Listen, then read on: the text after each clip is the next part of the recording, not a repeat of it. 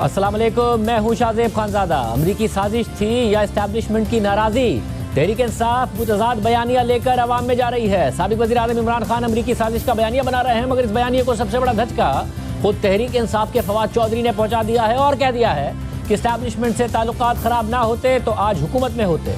और इस उलझे हुए बयानिए के साथ तहरीक इंसाफ इमरान खान के खिलाफ जो तहरीक अदम एतमाद थी, उसकी कामयाबी के बाद अपना तीसरा जलसा लाहौर में कर रही है। 2 बड़े जलसे कर चुकी है। इस वक्त जलसे से शेख रशीद साहब खिताब कर रहे हैं, पहले वो आपको सुनवाते हैं और फिर आगे बात करेंगे। बेका हुआ तो पाकिस्तान में खाना जंगी हो जाएगी, कोई महफूज नहीं रहेगा। ठहर जाए यार, आज मैं आखिरी तकरीर करने लगा हूँ। कहता तो अभी रिटायर हो जाता हूँ 2 मिनट से।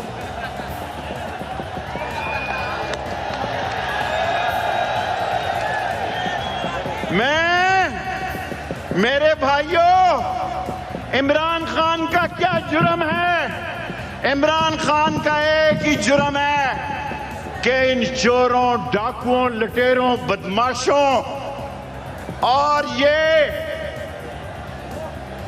जेब तराश 13 पार्टियां। मैं एक बात कहना चाहता हूं आखिरी, क्योंकि इमरान खान की लोग तकरीर सुनना चाहते हैं। अपने जलसे अब मैं खुद करा करूंगा इन मुनारफों के खिलाफ। मेरा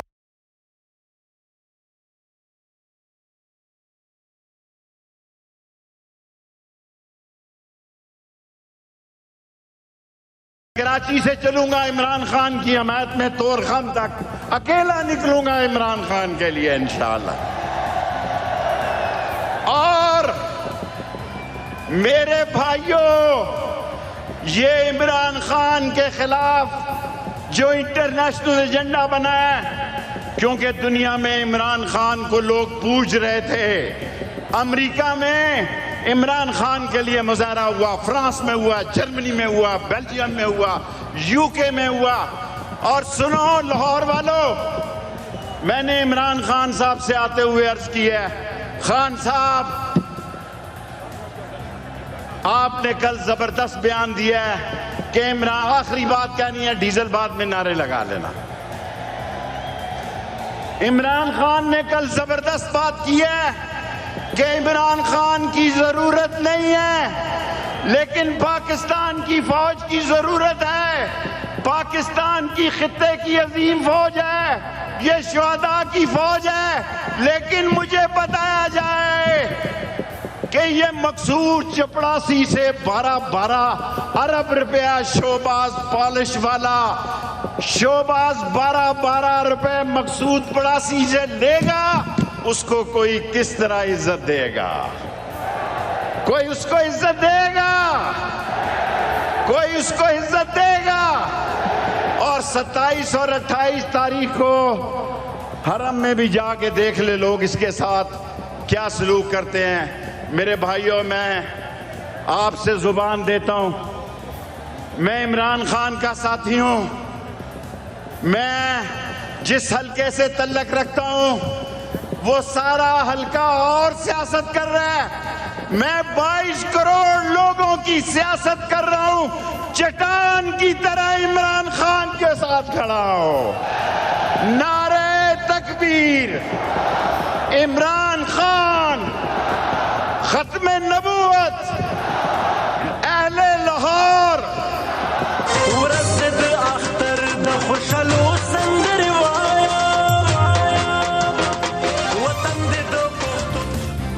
रशीद साहब खिताब कर रहे थे, हमसे कुछ देर बाद साबिक वज़ीर आज़म इमरान खान खिताब करें, हम वो भी आपको दिखाएंगे। इस वक्त हमारे साथ मौजूदा वफाकी वज़ीर दाखिला राना सनाउल्लाह साहब मौजूद हैं। राना साहब, बहुत शुक्रिया मैं शो में ज्वाइन करने के लिए। साबिक वज़ीर दाखिला खिताब कर रहे थे और कह रहे थे कि खाना जंगी की तरफ सूरत हाल जा सकती है। साबिक वफाकी वज़ीर इत्तलात फवाद चौधरी भी कह चुके हैं। आप कहा करते थे कि ये जब इक़्तिदार से जाएंगे तो ये लोगों के दरमियान नहीं जा सकेंगे, लोग जूते मारेंगे। पेशावर का शानदार जलसा, कराची का शानदार जलसा, अब लाहौर में जलसा। आपकी बात गलत साबित हो रही है। खाना जंगी की तरफ मुल्क जा रहा है, जैसा कि फवाद चौधरी साहब या शेख रशीद साहब कह रहे हैं। शाहजेब, मैं आज भी अपनी बात पे कायम हूँ और मैं पूरे यकीन से आपको कहता हूँ कि जब ये हलकों में इलेक्शन लड़ने के लिए जाएंगे, लोग इनको जूते मारेंगे। ये जब वोट लोगों से मांगेंगे तो लोग इनसे इनके गिरेबान पकड़ेंगे और इनसे पूछेंगे कि किस तरह से इन्होंने 3.5-4 सालों में इस मुल्क का बेड़ा गर्क किया इस मुल्क में महंगाई की, इस मुल्क में आटा महंगा किया, इस मुल्क में चीनी चोरी की, इस मुल्क में अद्वियात चोरी की, इस मुल्क में जो है वो पेट्रोल जो है वो चोरी किया। आप मुझे बताएं कि जब ये गए थे 18 में इलेक्शन में, उस वक्त तो कहते थे कि हम 46 रुपये लीटर जो है वो पेट्रोल देंगे। उस वक्त तो कहते थे कि आटा हम आधी कीमत पे देंगे। उस वक्त तो कहते थे जनाब हम सारे कर्जे जो है वो अदा कर देंगे, महंगाई जो है वो बिल्कुल ख़त्म कर देंगे, हम जो लोगों को जो है वो करोड़ों नौकरियां देंगे, हम 50 लाख घर बना के देंगे। आप क्या कहेंगे ये? आप ये कहेंगे हमें एक खाता आया है और अमेरिका से, और अमेरिका हमारे ख़िलाफ़ जो है वो साजिश कर रहा है।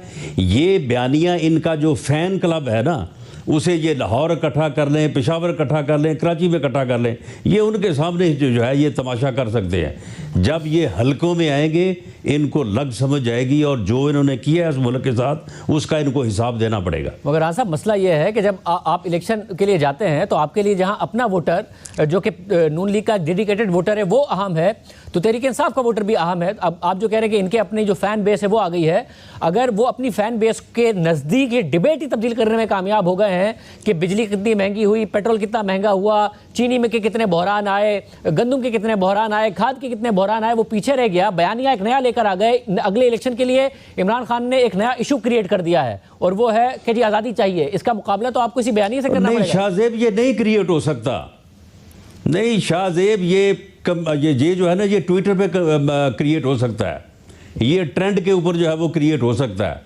ये वो जो पोस्टें लग रही हैं उनके ऊपर क्रिएट हो सकता है, ये क्रिएट नहीं हो सकता। आप मुझे बताएं कि क्या लोगों का बिजली का बिल जो है वो आधा हो जाएगा? क्या लोगों को आटा जो है वो दोबारा 35 रुपये किलो मिलना शुरू हो जाएगा? क्या लोगों को चीनी जो है वो दोबारा जो है वो 50 रुपये किलो मिलना शुरू हो जाएगी?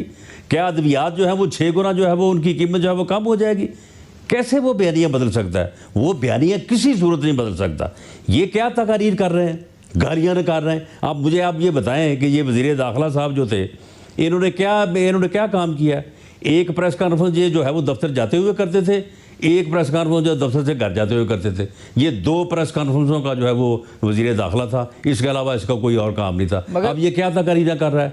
चोर है, डाकू है, फलां है, यानी गालियाँ निकालने के अलावा, झूठ बोलने के अलावा और घटिया बकवास करने के अलावा, और फिर ये लोगों को जो है वो वायलेंस पे उकसा रहे हैं। अब इसने जो बात की है कि जी हरम में देखें क्या होगा, तो आप मुझे ये बताएं कि अगर इस तरह से ये अपने जो है वो लोगों को उकसाएंगे तो फिर क्या इनको जूते नहीं पड़ेंगे? इनको ये फिर हमारे लोगों के काबू नहीं चढ़ेंगे, उनके हथे नहीं चढ़ेंगे?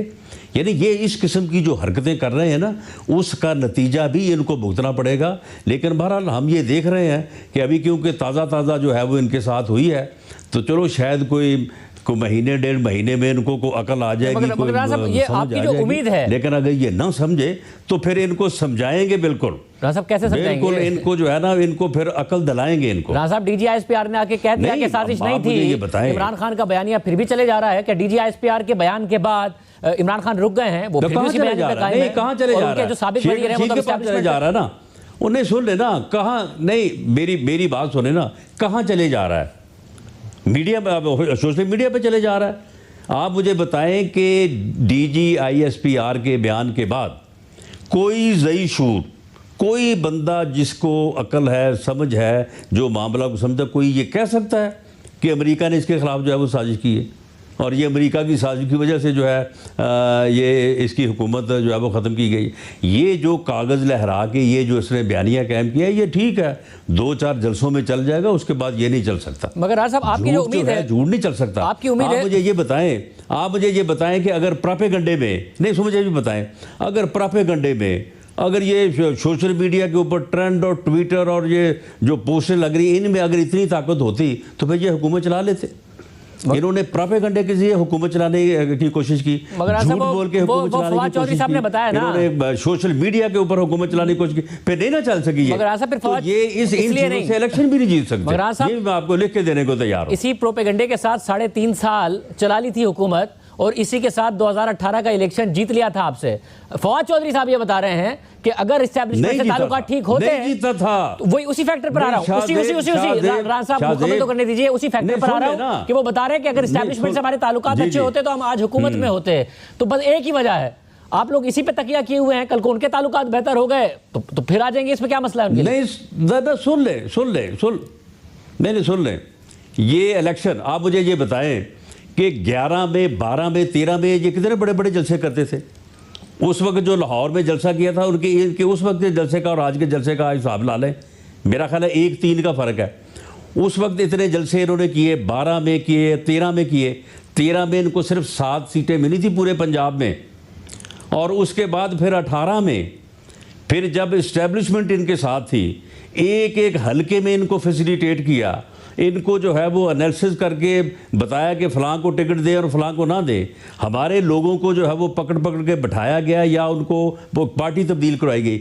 इसके बावजूद शाहजेब रिकॉर्ड को जो है वो ज़रा बरूज़े खातर रखें, इसके बावजूद 18 का इलेक्शन भी ये पंजाब में हारे। हमारी सूबाई में भी और कौमी में भी सीटें इनसे ज़्यादा है।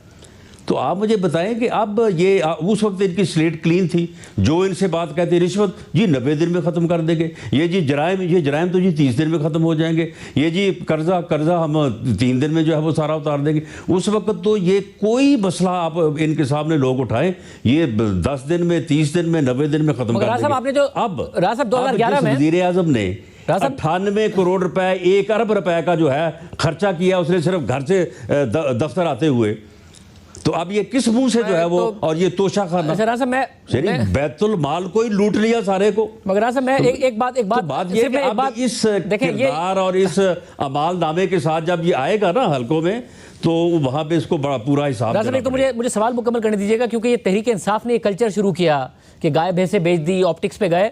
आप लोग भी वही गलतियां ना दोहराएं। एक न्यूक्लियर मुल्क हैं हम, 22 करोड़ लोगों का वजीर आज़म अगर हेलीकॉप्टर पर 98 करोड़ में आ जा रहा है तो इतना बड़ा इशू नहीं है। तोशा खाना में भी कानून तोड़ा है उन्होंने या नहीं तोड़ा है, एक स्कैंडल ज़रूर है। आप बदनाम वो होते हैं, इमरान खान के जो अपने स्टैंडर्ड उन्होंने सेट किए थे, हज़रत उमर फारूक की मिसाल देते थे, वो एक अलग बात थी। मगर क्या कानून भी तोड़ा है, कोई करप्शन का केस बनता है, ये एक बिल्कुल अलग डिबेट है। आप भी उन ऑप्टिक्स में पढ़ रहे हैं, हुकूमत नहीं कर पाएंगे। एक इतने बड़े मुल्क का वजीर आज़म 98 करोड़ रुपए उसने खर्चा कर लिया। उनके अपने दावों के जरूर बरक्स है, वो जो बड़े बड़े दावे करते थे और साइकिल चलाने की बात करते थे, मगर उनका नुकसान ही हुआ इससे कि गवर्नर हाउस को यूनिवर्सिटी बनाना और प्राइम मिनिस्टर हाउस को यूनिवर्सिटी बनाने की बात करते थे, वो नहीं कर सके। आप लोग भी इसी बहस में पड़ रहे हैं। 98 करोड़ का हेलीकॉप्टर क्या हो गया? क्या शहबाज शरीफ साहब इधर उधर जाएंगे? नहीं शाहजेब, हम बिल्कुल इस बहस में नहीं पड़ेंगे। आप कभी मुझे ये कहते हुए नहीं देखेंगे कि जी ये इल्ज़ाम है, ये इल्ज़ाम है, ये इल्ज़ाम है, ये कर दिया, ये कर दिया। हम इन्होंने जो चोरियां की हैं, देखें चोरियां इन्होंने की हैं, इन्होंने बड़े बड़े डाके मारे हैं। ये रिंग रोड जो है ना, उसमें भी 50 करोड़ रुपए के चेक जो है वो एक जो है वो इन्होंने लिए हैं उससे, वो जो हाउसिंग सोसाइटी है। और वो फराह खान जो लेके गई है वो भी अब सब के सामने आएगा। तोशा खाना में जो किया वो सारे सब के सामने आ गया। ये चीज़ें जो सामने आएंगी उसके ऊपर फेयर इन्वेस्टिगेशन होगी। किसी को जो है वो किसी सबूत के बगैर और अदालत के अहकामात के बगैर किसी को गिरफ्तार नहीं करेंगे। ये जो करते थे ना कि बंदे को पहले पकड़ लिया, उसके बाद उसका जुर्म ढूंढते फिरते थे। जुर्म पहले पकड़ेंगे, उसके बाद इनको कहेंगे कि हाँ जी फराह खान साहब ये इतने पैसे जो है ये आपके, ये आपने इन चैनल से जो है वो आपने फलां जगह पे भेजे हैं, बताएं ये आपने कहाँ से लिए? अगर आप कह रहे हैं कि पॉलिटिकल इस तरह से जो है वो शहजाद अकबर वाला मामला नहीं करेंगे। लेकिन अब आप देखें ना, अब आपने बात ही शुरू की है इसकी तकरीर से, जो ये लगे हुए थे शेख रशीद साहब, और वो क्या तकरीर कर रहे थे, गालियां दे रहे थे ना हमें। मगर साहब तो जब फिर इस तरह से ठीक है, मगर आपका उसके फिर जवाब में अगर हमारे से फिर कोई बात हो जाए तो उसके ऊपर मैं मैं उम्मीद करता हूं कि आपका गुंजाइश तो आपको देनी चाहिए। मैं उम्मीद करता हूं कि आपका फोकस मगर गवर्नेंस पर होगा, क्योंकि ये जो करते थे उसकी वजह से गवर्नेंस पे फोकस नहीं कर सके। मुल्क की मईशत का ये हाल हुआ, मुल्क की मईशत बुरी हाल में आ गई, इसलिए आप लोग आए ना। मगर उसमें शॉर्ट टर्म लॉन्ग टर्म जो है वो अपने गोल्स मुकर्रर करेंगे, और हम शॉर्ट टर्म जो है वो इलेक्शन से पहले करने की कोशिश करेंगे। और हम इंशाल्लाह लोगों को ये उम्मीद दिलाएंगे कि अगर उन्होंने हम पे एतमाद किया कि हम काम कर सकते हैं, हम ये जो तबाही लेके आ रहे थे उसको रोकेंगे, लोगों को उम्मीद देंगे। मगर साहब देखिए, यहीं आप फंसेंगे, वो इलेक्शन में जाएंगे। मगर यहीं आप फंसेंगे। 1.5-2 महीने के लिए अगर आपको लगता है कि इमरान खान का ये बयानिया चलेगा, उसके बाद हवा निकल जाएगी, तो 1.5-2 महीने के बाद इमरान खान आपकी हुकूमत की परफॉर्मेंस पे पॉलिटिक्स कर रहे होंगे। आपसे महंगाई फौरन नहीं कंट्रोल हो जानी है, रुपया नहीं कंट्रोल हो जाना है, रुपया वापस आप देख रहे हैं कि गिरता नजर आ रहा है। IMF के प्रोग्राम में जाएंगे, पेट्रोल बढ़ाना पड़ना है। जो कुछ गलत फैसले इमरान खान साहब कर गए थे, जब आप उनकी तस्हीह करने जाएंगे तो उससे महंगाई आएगी। तो उसके बाद 1.5-2 महीने बाद ये बयानिया चला के इमरान खान आपको उस बयानिए पर टारगेट कर रहे होंगे। देंगे तो इलेक्शन में परफॉर्मेंस बामुकाबला परफॉर्मेंस होगा। नहीं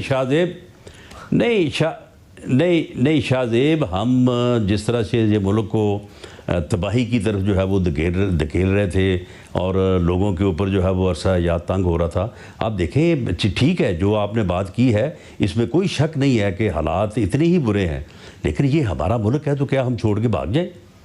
अब हमने इसको जो है वो इसको स्टेबल करना है। और अब जब इलेक्शन कमीशन जो है वो सुप्रीम कोर्ट में कह रहा है कि मुझे 7 माह चाहिए इलेक्शन के लिए, तो हम उसे कैसे कह दें कि जी आप 7 दिन में इलेक्शन करवा दें? वो टाइम उसको देना होगा। इलेक्शन फ्री होना चाहिए, फेयर होना चाहिए। और हम कब कहते हैं कि इलेक्शन जो है वो ये आखिरी साल है, इलेक्शन ईयर है, लेकिन अब इनकी 4 साल की तबाही जो आप हमारे खाते में तो नहीं डाल सकते।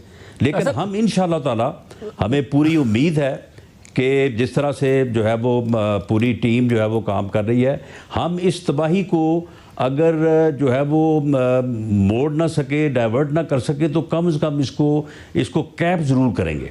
मुझे इतना ही अगर हम कर सके तो लोगों में इस बात की उम्मीद पैदा होगी कि हम जो है वो बेहतरी ला सकते हैं। मुझे बताएगा कि आप हैं कितने आज़ाद हुकूमत करने में? तारिक फातमी साहब का लगना और फिर हटा दिया जाना, डॉन लीग्स फेम, क्या आप लोग भी उसी तरीके से पोर्टफोलियो दे रहे हैं जिस हिसाब से आपको बताया जा रहा है और जिस हिसाब से इमरान खान साहब कहते हैं कि ज़्यादा फैसले तो कहीं और होते थे? नहीं, देखें, इसमें जो है वो क्योंकि ये एक मखलूत हुकूमत है और इसमें फ़ैसले जो हैं, जो बुनियादी फ़ैसले जो हैं वो सारे जो है वो जो मुत्तहिदा यानी इस वक्त हुकूमती इत्तेहाद है, जो पहले मुत्तहिदा अपोजिशन थी, तो उनके तमाम सरबराह जो हैं वो मिल के करते हैं। आपके इल्म में ही है कि एक वो ऑफ़र जब हुई थी जिसका अब बाद में बड़ा चर्चा रहा है, तो उसके ऊपर उस वक्त की मुत्तहिदा अपोजिशन की जो लीडरशिप है उन्होंने साफ इनकार किया। उन्होंने कहा जी बिल्कुल नहीं, हमें ये बिल्कुल जो है वो काबिल कबूल नहीं है। फिर तारिक फातमी को क्यों हटा दिया? वो फातमी साहब का मामला जो है वो और है। नहीं, उसमें मामला और है ना। देखें, अब वजारत ख़ारजा अगर बिलावल भुट्टो ज़रदारी साहब के पास होगी तो फिर वहाँ पे उनकी मर्ज़ी तो चलेगी ना, वो किसको रखना चाहते हैं, किसको नहीं रखना चाहते। तो ये पीपल्स पार्टी के एतराज़ पर हुआ है कि नहीं, मुझे खैर ये भी नहीं मालूम। अभी हम मीटिंग कर रहे थे तो फातमी साहब वहाँ पे तो मौजूद थे, मुझे उनके लगने या हटने का मुझे इल्म नहीं है। लेकिन ये ज़रूर है कि अगर उनका गालबन वजारत ख़ारजा में ही उनकी तैनाती होनी थी या अगर हुई थी तो उसको अब जब बिलावल भुट्टो ज़रदारी साहब देखेंगे तो यकीनन उनकी जो राय या रिकमेंडेशन होगी वज़ीर-ए-आज़म उसको अहमियत देंगे। मगर राज साहब, आप गए आज वज़ीर-ए-आज़म साहब के साथ, मीरान शाह, शहबाज शरीफ साहब के साथ, फिर एक ब्रीफिंग भी हुई। जनरल फैज़ वीडियो में ब्रीफिंग देते हुए नज़र आ रहे हैं। मुलाकात कैसी थी जनरल फैज़ से और ब्रीफिंग कैसी थी जनरल फैज़ साहब की?